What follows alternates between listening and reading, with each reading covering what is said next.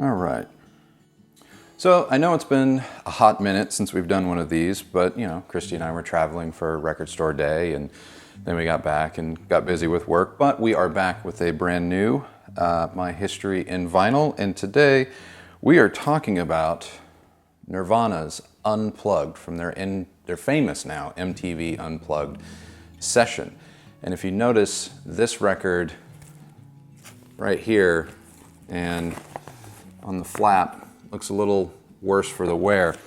This is actually a first pressing of this album, and I consider it to be one of my most valuable albums that I own, both I guess monetarily and personally, except for, I'm sure because of this, it's borderline worthless. Plays fine, but we'll get into that in a minute. So I have a very funny kind of, I guess, love, or it's not a love-hate, but just a love-love relationship with the band Nirvana.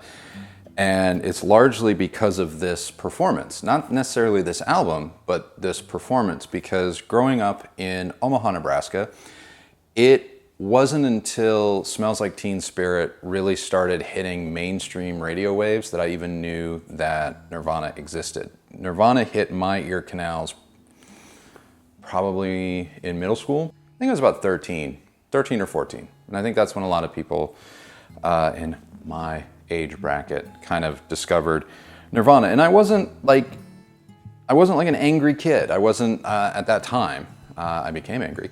But I wasn't like an angry kid, angsty and you know, all that stuff. I remember being already aware of like Pearl Jam and you know, already being a fan of like REM and stuff like that. It's just that Nirvana didn't hit until their second album.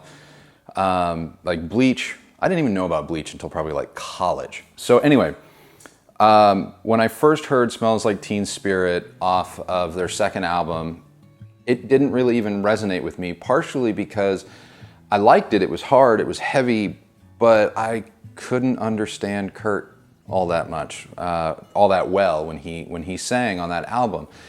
And so the first couple times it came across the airwaves, I was just like, yeah, okay, you know, I didn't really see what all the fuss was about. And then one night I was over at a friend's house and we were watching MTV like we did back then, you know, Beavis and Butthead and all of these shows. Beavis and Butthead, I think it was Pit, Aeon Flux, and like all of that animation stuff that MTV used to do. And then after that came Unplugged. And I had been familiar with the show Unplugged. I think I had watched a couple of episodes, but Nirvana was on MTV Unplugged. And my friend was a big Nirvana fan, and he and I had always kind of argued about, you know, like, were they actually any good? And so we sat and we watched this show, and I was mesmerized, completely blown away, because up until that point, my experience with Nirvana felt like it was all just very loud. It was all just very kind of one note, one tempo, one style coming at you 24/7. This performance showed not only the musicality, but the delicacy. And so I overnight became a huge Nirvana fan. And I'm sure that story is not unique. I think they picked up a lot of fans because of that taping. And it was around the same time or shortly thereafter this that I caught the Saturday Night Live episode that they did. And I remember now reading about that Saturday Night Live taping years later, and people that were there like Sandler and such saying that when they were doing dress rehearsals and things, you felt like you were in the presence of something really special, kind of the way that early people that got to see the Beatles felt.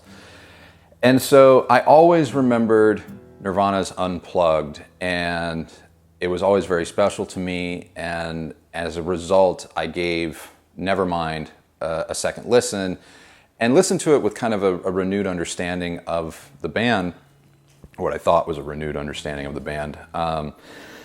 And it completely transformed my relationship with Nirvana. I became a huge fan. I bought never mind on CD. I then found out about Bleach, listened to Bleach, and then obviously In Utero after that. And I was a fan.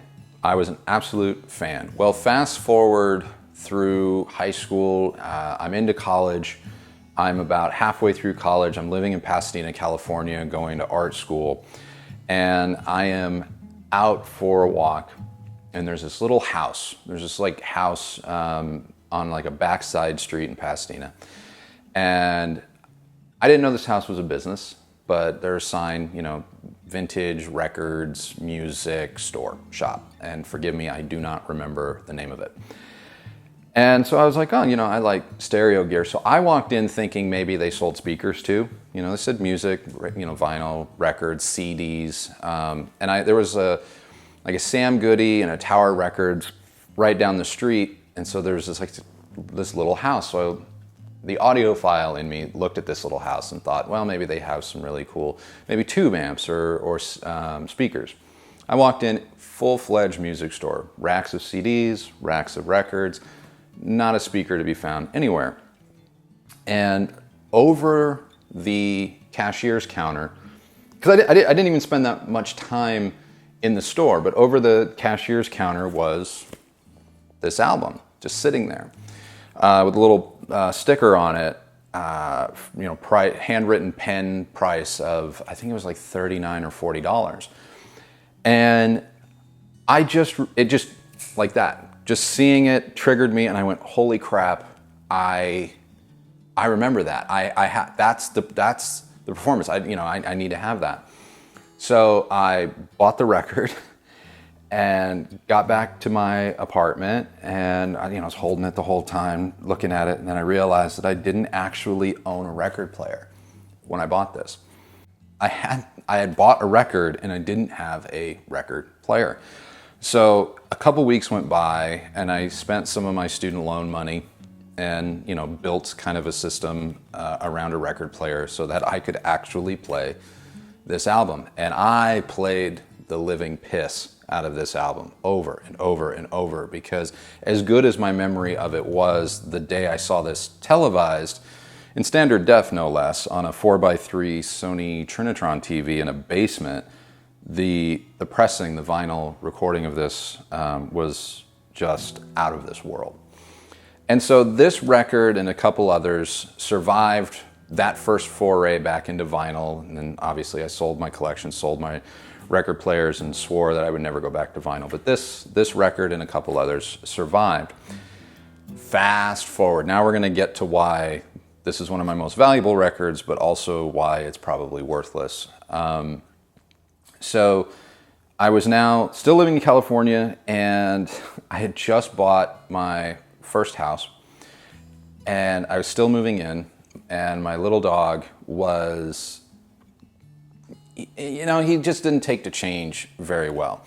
And so we had a few incidents, you know, potty on the floor, things like that. And I thought we were all past it. And so I'm unpacking some of the stereo equipment and stuff, get the record in the bookshelf, and the next day I go to work. It's a Monday, and I come home from work, and this record is sitting in the middle of the living room floor, and it's out of its sleeve.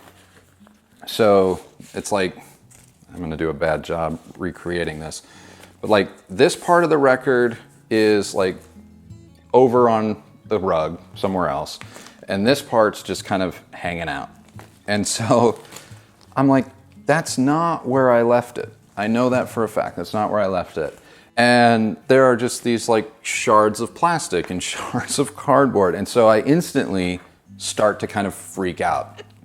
And you know, I'm like, oh my God, like it's ruined. Like one of my favorite records is ruined. But lo and behold, by the grace of whatever you want to believe in, his little tiny puppy teeth did not tear into the actual record itself. Plays fine. And I've thought about it over the years, because I know that they have re-released this record. And I've thought about picking up another copy, and I've had ample opportunity to do that. And I just can't kind of bring myself to do that. I actually like the fact that this record, or at least the sleeve of this record, is busted. You can see traveling in several different moving vans and containers over the years, has even kind of dimpled the plastic around the record itself. And for me, it just adds to the mystique and the history and the just sort of personalization that my personal experience that I have with this recording, this record, and why even if I bought a new copy for vanity reasons, it wouldn't be the same. It would be a second or third pressing that I think that they're on now. But more than that, it just doesn't have the story. I've had this record in my possession since I was 21 years old. So that makes this record, what, 17 years old? And it's not the oldest record I own. Obviously, I have some first pressings of stuff from way back in the day, but those were owned by other people before they were owned by me. But this was bought brand new by me in Pasadena, California when I was in college, 21 years old. And it's been through the ringer. It's seen some shit, just like Nirvana and their music. And I think that that's really, really great. And one of the coolest things about this record too was the fact that it wasn't just all Kurt or Nirvana's songs. They'd covered some Bowie tracks, a couple other bands, and it's just fantastic.